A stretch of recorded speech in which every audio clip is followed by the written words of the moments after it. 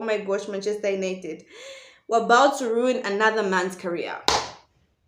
We are about to ruin another man's career. So hi guys, welcome back to my YouTube channel, Football with Priscilla. I am Priscilla, obviously. So hi guys, welcome back to my YouTube channel, and it's good to be back making videos. I am absolutely excited. We have power. So listen, I was like, now that I have this power today, let me try and make a video. If you're Zambian, you get what I'm saying. If you're not Zambian, you probably won't understand why I'm saying that. But nonetheless, I want us to talk about the Amorim interview with Gary Neville, as well as Manchester United's upcoming game with Ipswich. But before we get into the video for today, make sure you share, like, and subscribe. Make sure you share, like, and subscribe, and do turn your notifications on, ladies and gentlemen, to know when next I post a video. And so let's talk about Gary Neville's interview with Reuben Amorim. Now, one of the things that I like about Reuben Amorim is the fact that he's actually precise and clear about the situation with Manchester United. He's not coming in thinking, oh my gosh, I'm going to do this. He understands, and he actually talked about the fact that he's watched all the previous games with the previous coaches, and he understands what has been going on. I like the fact that he gave credit to Erik Ten, talking about Erik Ten and how he was coaching Ajax, which was one of the best teams at the time, and then he came to Manchester United, and it all went downhill. So let's listen to this clip of Reuben Amorim talking about Erik Ten. I know that you can win, and you have Erik. Erik was amazing in Ajax. For me, he built the best two teams outside the five strongest leagues. So it's not just that, but I have one idea, so I know what to do. When I know what to do, it could go wrong, I know, but I'm comfortable because I know that step 1, step 2, step 3.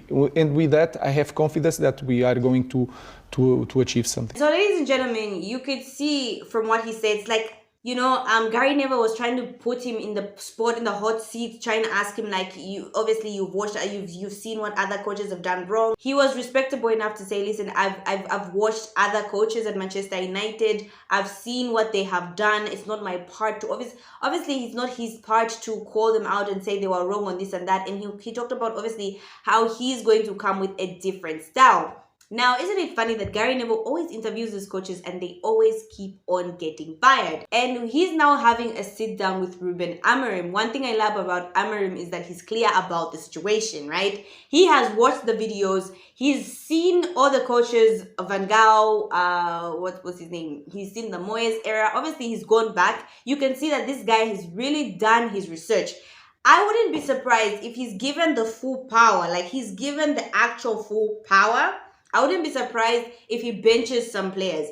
I wouldn't be surprised if if he's watched the videos and he can automatically see the players that he knows will get him fired next. Like, if Amorim has truly done his homework, which I think he has, I think he's watched the old videos, I think he understands where most coaches were missing it, and he understands which players were causing which players have caused the coaches to be fired. I wouldn't be surprised if there are going to be a lot of players that we have watched all throughout these years get benched. Like, I'm not going to be surprised. Now, the next point that I noted with regards to this interview, which is a very interesting thing. Guys, what do you mean Rashford and Casemiro were given 5 days off and they decided to fly to the US? Let's just put this into context. Manchester United sits at 13th. Right? Obviously, we're like 4 or 5 points behind top 4. But how many points are we from the first place, from second place? So, you are 13th. You've been playing horribly. You got a manager fired. Okay? Then, you go, justifiably so, for your international friendlies and whatnot. No one cares about those things. Then you come back and your club tells you you've got 5 days off. And you're like, let's fly to the US, Miami, here we come, LA, here we come. I'm joking. I don't know if those are the places that they've gone to, but like, when I heard that, I was like, what?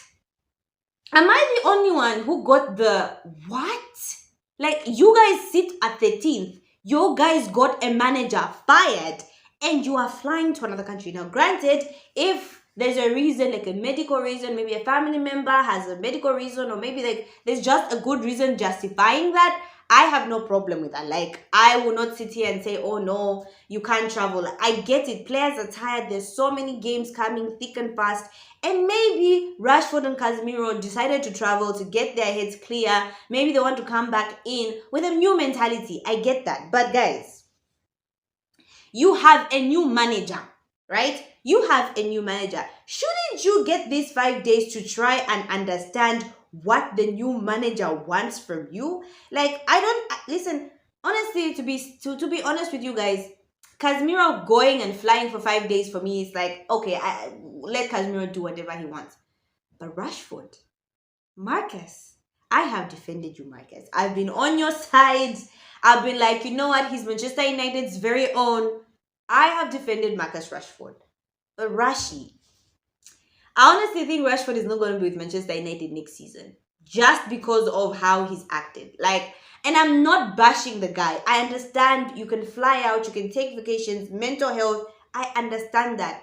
But surely, your friends are training with the new manager. You're given 5 days to travel, and your first thought is, let me go to the US. Anyway, ladies and gentlemen, let us watch the clip where Reuben Amorim was actually addressing this issue. The first thing, it was 5 days off. The second thing, they received the information of 5 days off, and they are big boys. They have kids, so they decide what to do. I think the main question here is, us as a club have to set the standards and have to manage that. It's my decision if they can have 5 days as a coach or 3 days. Pause. You can literally see, like, Amorim is trying his best to not throw these players under the bus. Like, anyway, let's roll back the clip. Or is 3 days to rest, you cannot fly. This is something that as a club has to decide. So you think you would have set a different structure maybe for that period? For me, yes, for sure. But we cannot put this on the players. They told them they have 5 days off, so they can fly anywhere. Because nobody in the club says you cannot fly. So they have to live their lives because they are grown men and they have to decide these things. But us as a club has to change in these standards. So clearly you guys can see that Amorim, from what I could tell, first of all, he was not happy with that decision. Second of all, he's really trying his best to protect Rashford and Casemiro. Did you pick up when he said, oh no, it wasn't like you can't fault the players because it was the club that decided they could go for 5 days. And you can't fault the players. He talked about how that's the club structure. He talked about somewhere along this video, he did talk about the fact that if it was him, he wouldn't have allowed it, but he found that at Manchester United. So that's a lot to say with this whole Ineos management. Like, why is Ineos giving players 5 days off when there's a new manager? Shouldn't they be using these 5 days to learn what the manager wants, to get ready for the Ipswich game? Like, I don't understand. Honestly, these 5 days off to Rashford and Casemiro and all these other players, obviously other players decided to do something different, but these 5 days off have really said a lot about Ineos, the management structure at Manchester United, as well as obviously it said a lot about Casemiro and Rashford. Now, obviously, Amorim says, listen, these are old men, oh, well, not old men. He says, obviously, these are grown-up men who make decisions for themselves. They have kids and they have families, so they can decide. And then he later on, he did say, listen, if I would have given them 3 days and I would have told them that you can't fly. You can rest, but you can't fly. But listen, he also says, you know what? Obviously, he tried his best to say, at the end of the day, this was given to them by the club. They were called that they could do this and they did it. Now, I get where Amorim is coming from and I understand he's trying his best to understand the players. And, you know, he's trying to bring them around. He doesn't want to have that chaos in the dressing room. He doesn't want to throw them under the bus. Rashford is obviously Manchester United's golden child. Casemiro, obviously a serial winner. So he wants to, you know, he wants to make it good. Like he wants to have good atmosphere in the dressing room. But come on. Come on. You're telling me Rashford, okay. Casemiro has a family, he's got kids, he's 30, I understand him flying. But why is Rashi flying? Like, why is Rashford flying? I would expect Rashford to be there saying, you know what, I'm gonna train with the new coach. I wanna learn the new coach. Then you expect players such as Garnacho to be like, oh, Rashi is here training, maybe I should do that. I loved what Gary Neville said when he said, if I was given that option back in the day, I would not have taken it. I like how Amorim interjects to say, listen, Gary, at your time you had the leaders that would require you to stay behind and actually learn the formation, actually learn the type of play. Like, Gary Neville was in the same dressing room with Roy Keane. I'm pretty sure if Roy Keane heard, oh, Gary is flying to America tomorrow, so he's not coming in, Roy would have been at the airport. Roy Keane would have been at the airport getting Gary Neville from that airport and driving him personally to Old Trafford to train. Like, that's the structure those guys had. And Amorim did mention that, like, you remember the type of team that you had. They couldn't give you that luxury. And that is what Manchester United is missing. Our senior players are flying to US. Ladies and gentlemen, when there is 5 days, instead of sitting down and listening and understanding the new coach, those are our senior players. Ladies and gentlemen, we do not have a manager problem at Manchester United. We have a player mentality problem at Manchester United. We can bring Amorim, we can bring Mourinho, we can bring Pep Guardiola, we can bring Xavi, we can bring Hansi Flick, but as long as these players have this mentality, nothing will change. And that's just the truth. You are 13th. You are a player at Manchester United. You have not been playing well. Your results have been poor. You're given 5 days off. There's a new manager. Your old manager has been fired. You're in the middle of the season and you decide to fly to the US. What does that say about Manchester United players' mentality? I don't know. That's your decision to make, ladies and gentlemen. You say what you guys think.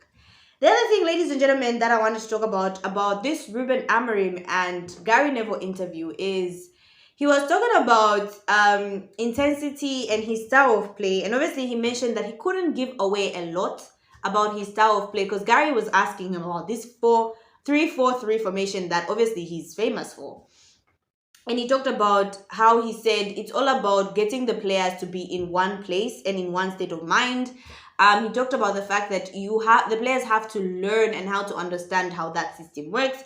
Whether he's playing with Dalot on the wing or he's playing with Ahmad on the wing, they would have to learn and how to integrate into that new system, right? Which was very interesting. Now, it got me thinking, a lot of coaches come to Manchester United with they want high intense football. They want ball possession football. They want to be able to control the game.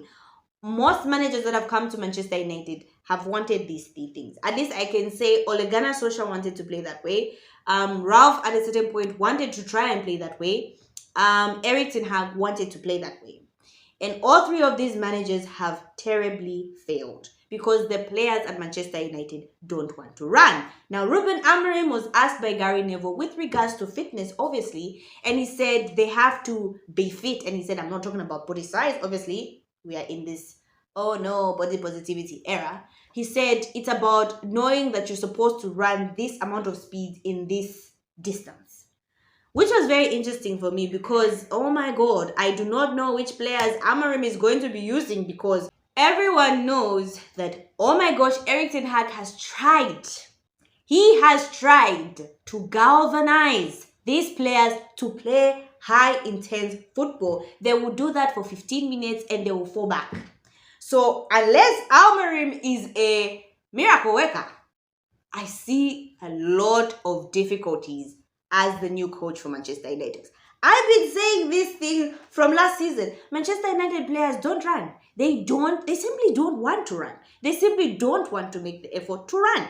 There are games, I don't want to bring this player up every single time. There are games we see Rashford lose the ball and fail to run back. Garnacho, oh my God.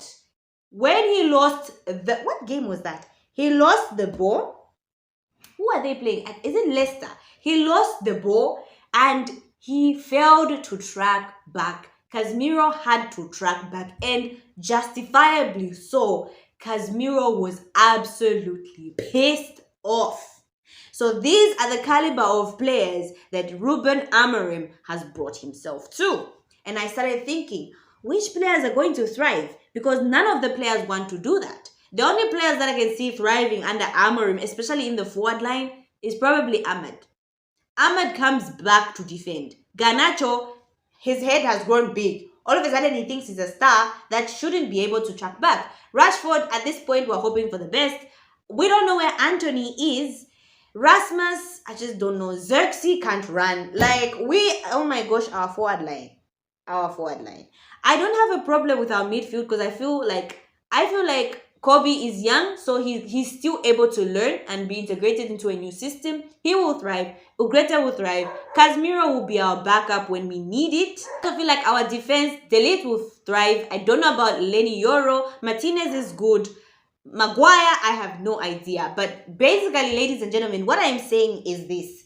Erik Ten Hag had tried to bring the intense type of football to Manchester United. And the players, like I said, the mentality, they failed to cope.